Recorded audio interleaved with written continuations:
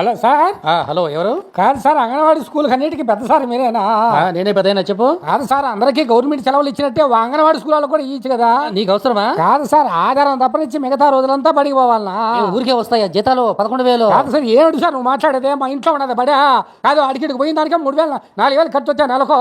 నువ్వు ఇచ్చిందంతా పెద్దయినా 7,000 మిగులుతుంది కదా మీకు. అది సార్ చెప్పే పిల్లల బడికి ఆ మీటింగ్ ఈ మీటింగ్ అంటే కాదు. ఒక్కరోజు సెలవు ఇకపోతే జీతం మాత్రం అంతే ఇచ్చిరి. ఏమిటి నువ్వు మాట్లాడేది? మీ కొడాలి పోతే బొమ్మను, లేకపోతే మానేసి ఇంటికాడ కూర్చోమని చెప్పు. సార్, అంగన్వాడీ స్కూల్లో అంతా ఆడవలేనని చెప్పి మీకు సులకనా? పెద్దయినా ఏం చేయమంటావు? సార్, ఎండాకాలం సెలవుల్లో బడులకు 50 రోజులు సెలవు ఇచ్చిరి.